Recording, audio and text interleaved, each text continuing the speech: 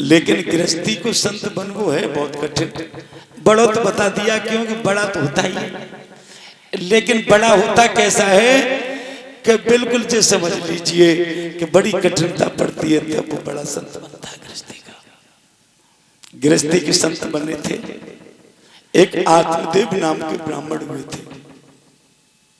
उन्होंने कहा मैं अपनी गृहस्थी को भी चलाऊंगा और ब्राह्मण हूं, कथा भी कहूंगा, लोगों में भी जाऊंगा, धन भी कमाऊंगा, किराड़ी को प्रसन्न रखूंगा। सारी इच्छाएं थी आत्मदेव ब्राह्मण की। कथा आती है बहुत सुंदर, प्यारे भगवत प्रेमियों। आज हर मनुष्य आत्मदेव ब्राह्मण की तरह है। क्यों? कि परिवार भी देखना है, बच्चे भी देखना है, धंधा भी देखना है और भगवान को भी देखना है। बड़ा जटिल काम है गृहस्थी को। आत्मदेव ब्राह्मण के घर में धुंधली नाम की एक नारी आ जाती है। आत्मदेव ब्राह्मण इतने बड़े ज्ञानी बने, इतने बड़े ज्ञानी बने कि अब तो जहां चले जाता आत्मदेव की ब्राह्मण प्रशंसा हुआ करे।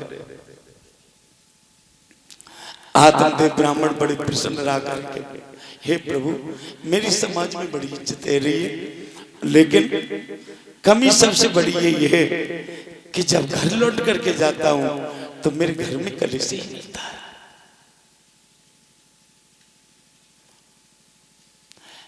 आज यदि मेरे घर के अंदर कलेश न होता तो मुझसे बड़ा कोई विद्वान होता नहीं और मेरे कितनी बड़ी इज्जत किसी की नहीं होती।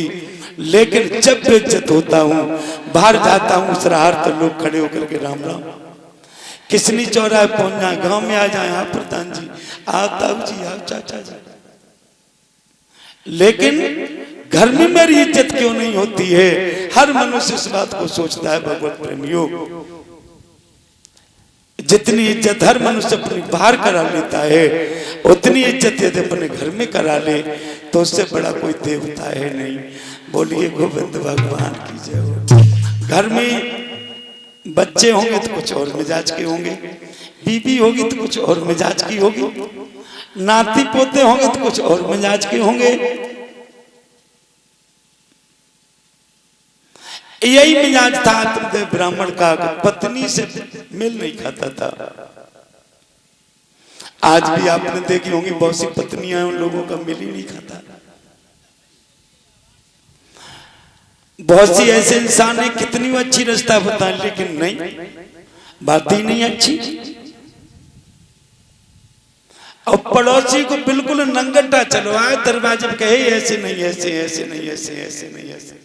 अब तुम एक मकान बनवाइयो घर में और खूब पैसा लगाइयो, और पड़ोस को आगे जो कहते जा जगह पे जीना तुमने गलत लगाया था, जीना वहां होना चाहिए था, जी मैं दरवाजे पे होना चाहिए। बहुत सी ऐसी स्त्रियां ने मकान टरवा थे, बोले पड़ोसी अच्छी कह रहे थे, काऊ जी पसंद ही नहीं आ रहा। पैसा हम खर्च कर रहे, पड़ोसी को कैसे पसंद आ जाएगा? आज पैसा तो मेरा लुट रहा है, पड़ोसी तो कोई ना कोई कमी निकालेगा ही। हमें जैसा ज्ञानवान बताया। अब पंडित जी बाहर से आओ करें तो खूब धन लाओ करें, खूब फल फ्रूट लेके आओ करें, कथा कह के आओ करें घर में, और धुंधली के पास रख दें तो एक फल को मंत्र ने लेकर डरते ही डरो। ब्राह्मण देवता कथा करके आ रहे, पत्नी बोले आज इतना धन लेके आए, धन तो ले ले और रख ले, और चीज जहां की पड़ी थी पड़ी है, कोई मतलब ही ना। ऐसी घर में नारी नहीं होनी चाहिए। पति कैसे भी घर में कमा के लाता है, उसे नारी को संभाल के रखना चाहिए। ये हमारी कथा सिखाती है। वही नारी सबसे बड़ी लक्ष्मी है, वही नारी सबसे बड़ी सीता है, वही अनसुईया है। पति का कमाया हुआ धन कभी नारी को बर्बाद नहीं करना चाहिए। बोलिए गोविंद भगवान की जय। लेकिन पड़ोस में जाती थी। पड़ोस दो प्रकार का होता है भगवत प्रेमियों। बड़ी सुंदर कथा आत्मदेव ब्राह्मण की है। पड़ोस दो प्रकार का होता है। एक पड़ोसन वो होती है जो हमेशा अपना परिवार समझती है, ऐसा ही दूसरे का परिवार समझे वो पड़ोसन नहीं, वो देवी है। एक पड़ोसन बोलती है कि वो घर का सर्वनाश चाहती है, नारी है। समझ लेना कोई भी पड़ोसन और घर वाले की बुराई करे और बाकी औरत की भलाई करे तो समझ लेना ये घर में गड़बड़ करा देगी। ऐसी पड़ोसन नहीं होनी चाहिए। भगवत प्रेमियों, ये सारे गुण थे जो बाहर के कोई कह देते उनको धुंधली मानती थी। आत्मदेव ब्राह्मण कितनी भी अच्छी बात कहे उसको वो पत्नी कभी नहीं स्वीकार करती थी। इसलिए गुण ना ब्राह्मण में मिलते थे और न उसकी पत्नी में मिलते थे भगवत प्रेमियों। लेकिन आत्मदेव ब्राह्मण सोच रहे चलो कोई बात नहीं, घर में औरत तो है ही, किसी दिन संतान होगी, शायद कोई बच्चा हो गया तो वो शायद हमें ढल जाएगा तो विद्वान होगा और हम अपने में ढाल लेंगे। संतान की आशा में और जीते रहे। बोले घर में तो मन नहीं करता आने का, लेकिन आता इसलिए कोई बेटा हो जाए। लेकिन चौथापन आ गया, बेटा ही नहीं कोई हुआ। सोई क्रोध आवा तुम ऋषि को और एकदम आत्मदेव ब्राह्मण बोले अरे मर गए इस घर में। सोचते सोचते सब कुछ नहीं हुआ और हम तो भूल गए इतने ज्ञानी पुरुष होकर के, और हमने तो भगवान का भजन भी नहीं भूल गए। हमें तो भजन में जाना चाहिए और मुझको तो वहीं मर जाना चाहिए। क्रोध में एकदम निकल गए, बोले मेरे घर कबू ये सुधरेगा नहीं और अब हमको चला जाना चाहिए। मैंने बड़ा घर सुधारने की कोशिश की। आज भी आपने देखा होगा भगवत प्रेमियों, ऐसे ऐसे लोग मर गए जिन्होंने अपने घर को बनाने में कोई कमी नहीं छोड़ी, लेकिन उनकी संतान ने उनको बर्बाद कर दिया। ये एक मन में बड़ी अभिलाषा रहती है पिता के में कि हमने कैसे अपने बच्चों के लिए परिवार बसाया और आज ये बच्चे मुझे किस जगह पर पहुंचा रहे हैं। हर पिता अपने पुत्रों का अपना सम्मान चाहता है।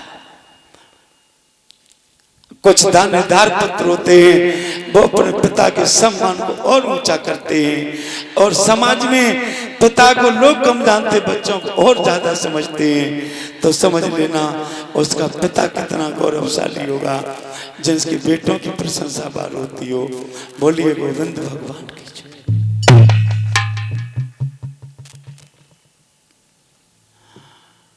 बोले अब मुझे घर में आना ना है, अब हम भाग जाएंगे, अब इस घर में नहीं रुकेंगे। प्यारे भगवत प्रेमियों, वो धुंधली नाम की नारी त्याग दी और निकल गए आत्मदेव ब्राह्मण। एक जंगल में लो, जंगल में चले गए।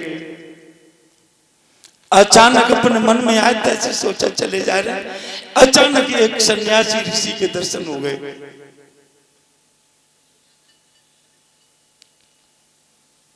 प्रणाम की ऋषि को, प्रणाम प्रभु प्रणाम। बोले आप कौन हो? बोले मैं आत्मदेव ब्राह्मण हूं। बोले इधर क्या कर रहे हो? बोले कुछ नहीं, मैं मरने जा रहा हूं महाराज, मैं मरूंगा आज, मैं आज मर जाऊंगा। ऋषि ने हाथ पकड़ लिया, क्या कह रहे हो तुम, पागल हो रहे हो? बोले मैं पागल नहीं हो रहा हूं। कारण क्या है? बोले मैंने सब कुछ सर्वस्व घर में लुटा दिया, मेरा कोई घर वाला मेरा नहीं हुआ, पत्नी मेरी नहीं हुई है और संतान भी मेरी नहीं हुई है। अब मैं क्या करूंगा, मैं तो जा रहा हूं। ऋषि समझ गया सन्यासी कि ये बड़ा दुखी है। बोले घर लौट जाओ, संतान नहीं हुई। बोले संतान के लिए तो मैं पागल बन गया, जी चौथापन आ गया, फिर भी परमात्मा का मैं कोई बुरा नहीं हूं। क्यों नहीं मुझे बेटा मिला, अब क्या मिलेगा, मैं वृद्ध हूं।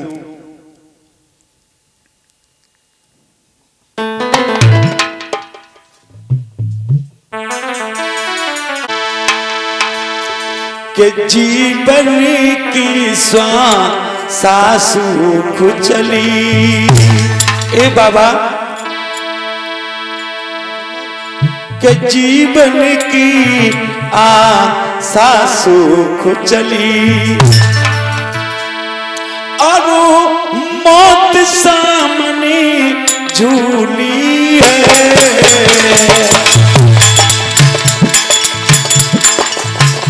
अब मरने घुमा समय आ गो बाबा, जीवन की डाली सूख चली पर जीवन आंचल फूली है।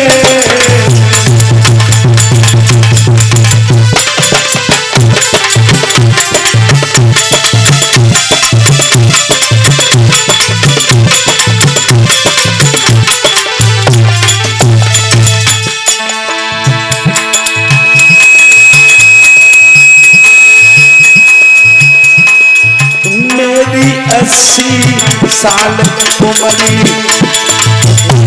को सुना जान पाओ, मेरी 80 साल की उम्री बेटा ना देख पाओ।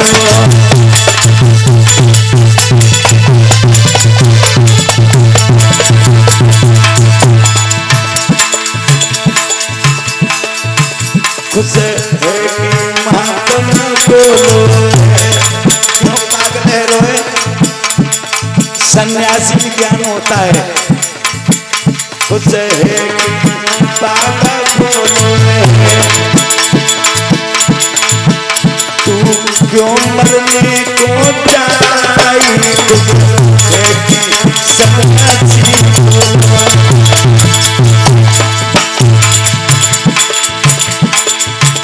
एकदम झोली में हाथ डालो, महात्मा ने बोलो ठहर जा, ये फल ले जा रहे अपनी पत्नी को खिला देना, तेरी इच्छा पूर्ण हो जाएगी, तेरी रानी गर्भाधारण हो जाएगी और सुंदर सा पुत्र जन्म लेगा। ये मेरा वरदान है, फल ले जा करके अपनी गृहिणी को देना।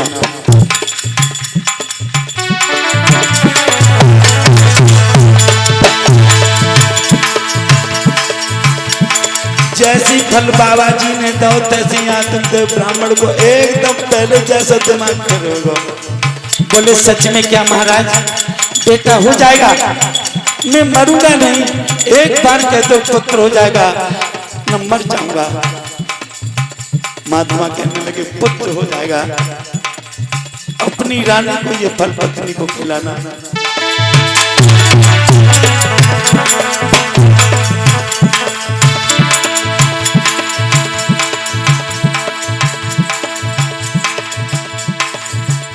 एकदम भग दिए, लौटाए पैर पड़े, बाबा तुम्हारी कहीं पूरी हो जाए, मरना नहीं चाहता हूं लेकिन जबरदस्ती मरना जा रहा। लौटाए और जाकर के बोले इधर आओ, अरे इधर आओ धुंधली, इधर आओ, लो मैं तुम्हारे लिए क्या लेकर के आया हूं। धुंधली समझी जाने क्या लेकर के आया, आज तो बड़ा चिल्ला रहा। बोले लो बांध के, ये तो रोज की तरह तू फल लेकर के आया, चल फेंक दिया फल, एकदम फल उठाया। फिर आत्मदेव ने बोले ये खाना पड़ेगा तुमको।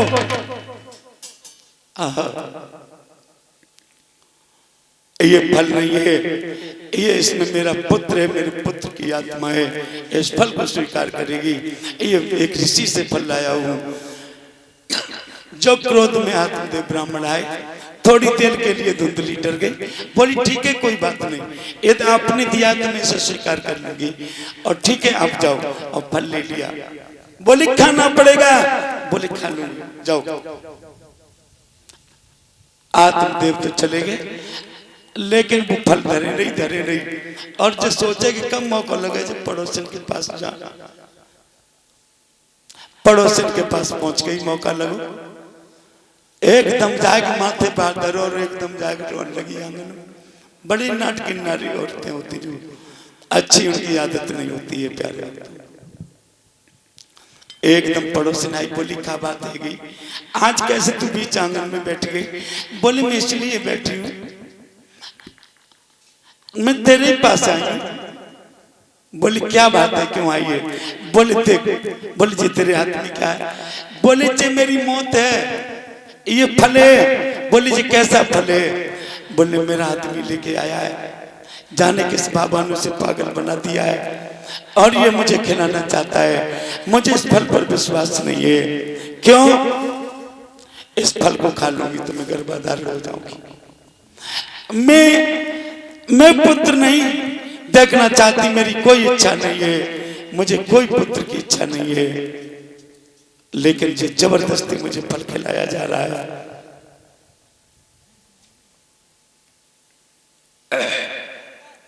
से कहने लगी प्यारे भक्त देखिए,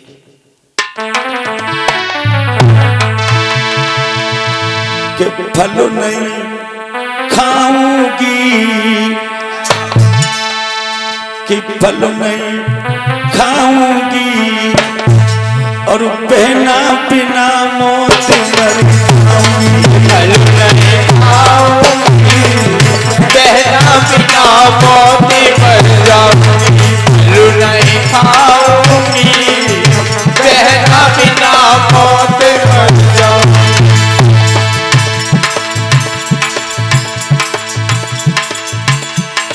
बोली नहीं खाएगी तो फिर क्यों दिखा रही है? फेंक दे इसको। बोले फेंकना भी तो ठीक नहीं है, फल नहीं है तो एक खा ले।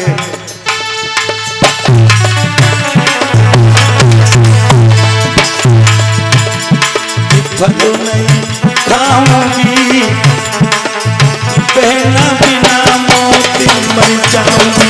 फल नहीं खाऊंगी, बहना बिना मौत मर जाऊंगी। फल नहीं खाऊंगी, बहना बिना मौत मर जाऊंगी। फल खाने ते गर्भ रहेगा, फल खाने से गर्भ रहेगा। बालक मेरे उधर बढ़ेगा, बालक मेरे उधर बढ़ेगा। घुट घुट मर जाऊंगी, जय हो। बहना बिना मौत मर जाऊंगी, बहना बिना मौत मर जाऊंगी। नहीं खाऊंगी, बहना बिना मौत मर जाऊंगी। ओ बहना कछु अकल बताए दे, ओ बहना कछु अकल बताए दे। और मरिजे से बहन बचाए दे, मरने से बहन बचाए दे।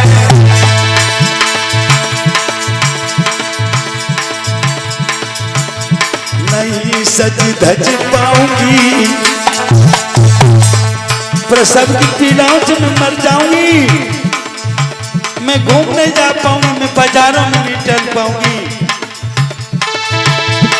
नहीं सज धज पाऊंगी, बहना बिना मौत मर जाऊंगी। बहना बिना मौत मर जाऊंगी। फल नहीं खाऊंगी, बहना बिना मौत मर जाऊंगी।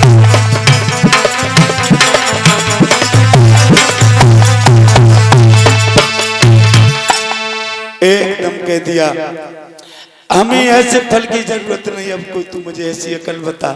बोले बस बावली वही नहीं जा रही है। अरे पागल, ऐसे कहीं गायब कर दे और एक और तुझे अकल बताती हूँ। बोले क्या? कि जितना समय तेरे फल लाने में हुआ उतना समय मेरे गर्भ में है। अब मेरा बालक पैदा होगा, किसी न किसी बहाने से तेरे घर पहुंचा दूंगी और किसी न किसी बहाने से दूध भी पिलाया करूंगी। चिंता मत कर देगा। सोई चली आई और तेरे उन्हें करीबन तुरंत और एक गाय को वो फल खिला दिया। प्यारे भगवत प्रेमियों, गाय को जब फल खिलाया तो गाय से भी बालक पैदा हुआ। उस पड़ोसी ने जो बालक दिया उसका तो नाम धुंधकारी पड़ा, और गाय को जो फल खिलाया उससे गोकर्ण महाराज का जन्म हुआ। बोलिए गोविंद भगवान की। जब जन्म लिया सारा शरीर मनुष्य का था और कान बछड़े जैसे थे गोकर्ण महाराज के। गोकर्ण सुबह से संध्या तक पूजन में समय बिताने लगा। ऐसा बेटा पैदा हुआ गैया के कि वो सुबह से शाम तक पूजा करता है, पर नीच धुंधकारी वो वैश्याओं के घर जाने लगा। ऐसा बलवान बेटा हुआ। प्यारे भक्तों, वो नहीं किसी की मानता है। कहा जाता है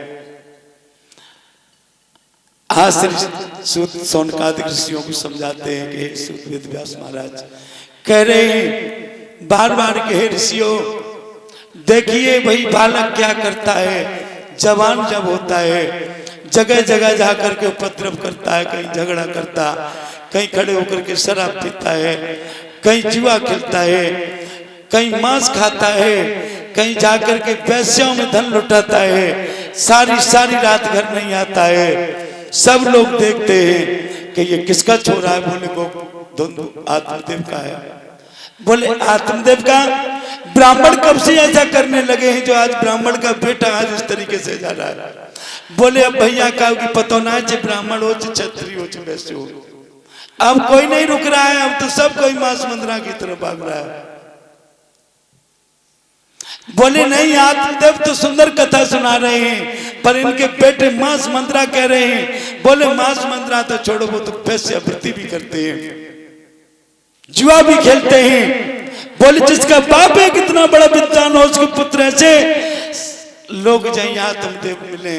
रोक लिया करें महाराज, आपके लिए तो लोग मिलने को इंतजार करते, लेकिन आपका बेटा कैसा हो गया? आत्मदेव ऋषि वापस लौटाया करें, घर पे आकर के समझाया करें, लेकिन कोई उनकी बात का कोई भी वजूद नहीं। घर के अंदर कोई सुनने को तैयार नहीं है कि क्या कह रहे आत्मदेव ऋषि। प्यारे भक्तों, एक दिन बेटा गोकर्ण के पास चले गए और गोकर्ण ने जैसे देखा कि पिताजी आ रहे, एकदम पास जैसे आए तैसे भाग करके गोकर्ण ने लेट करके दंडोत प्रणाम किए। अपने पिता आत्मदेव को कुटिया पर लेट करके मस्तक चरणों पर रख दिया है। एकदम हाथ फैलाया, कहा बेटा गोकर्ण पास में बैठ गए। तुझसे जब आता हूं मिलने के लिए तो मेरा शीतल हृदय हो जाता है, पर तेरे भैया की जब करतूतों को सुनता हूं तो धुंधलाता है, ये हृदय जलता है। गोकर्ण कहने लगे पिताजी थोड़े दिनों बाद तुम पागल हो जाओगे। एक बेटा सिखाता कि थोड़े दिन बाद तुम पागल हो जाओगे। आज भी लड़के समझाते कि पिताजी ज्यादा ध्यान मत दो, तुम परिवार में किसी की मत कहो, तुम अपने तीर्थ जाओ। बहुत से लड़कों को मैंने सुना है, लेकिन फिर भी बेशरम टुकड़ा ऐसे जो घर में ना छोड़ रहे। घर जाओ, घर में कुछ नहीं रखा, घर में तब तक है जब तक बेटों की शादियां नहीं है। शादी होने के बाद घर में नहीं, चला ही जाना चाहिए। क्यों कि अब वो हुक्म नहीं तुम्हारा चलेगा, पहले चल चुका था। बोलिए गोविंद भगवान की। एकदम गोकर्ण कहने लगे पिताजी तुम इतने ज्ञानी होकर के मैं तो भजन नहीं करता हूँ पुत्र तुम्हारा, तुम इतने ज्ञानी होकर के मैं तो घर से अलग रह रहा हूँ जबकि मैं बेटा हूँ। तुमको तो भजन के लिए चला जाना चाहिए, तुम क्यों यहाँ पर रुके हो? बोले जो घर की माया खा जा रही गोकर्ण। बोले क्या माया खा जा रही है पिताजी? और इस परिवार में जाने कैसे कैसे बीज उत्पन्न होते हैं पिताजी। कि कोई सुखदायन होती है और कोई दुखदायन होती है।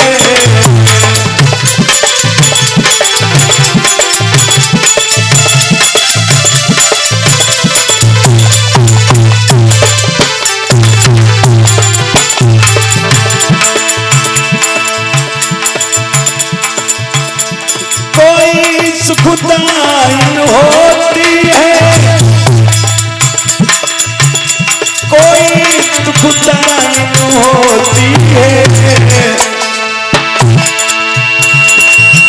कुछ भली भी है कुछ बुरी भी है, कुछ भली भी है कुछ बुरी भी है, ये तो जीवन की खेती है।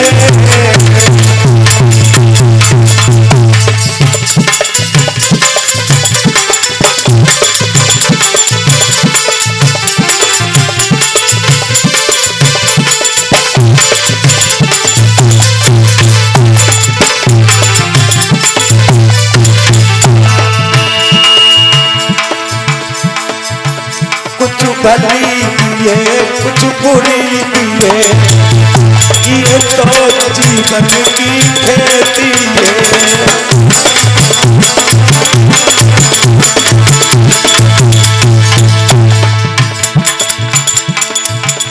इसलिए पिताजी सब जाते,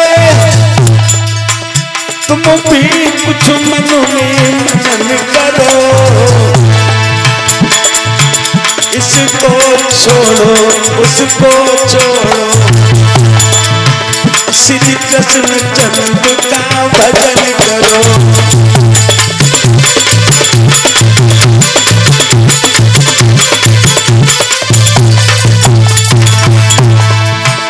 इसको छोड़ो उसको छोड़ो, श्री रामचंद्र का भजन करो।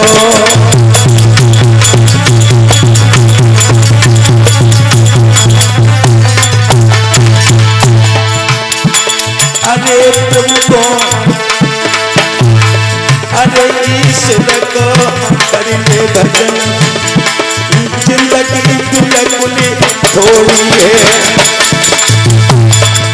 अरे प्रभु को करेंगे भजन, जिंदगी थोड़ी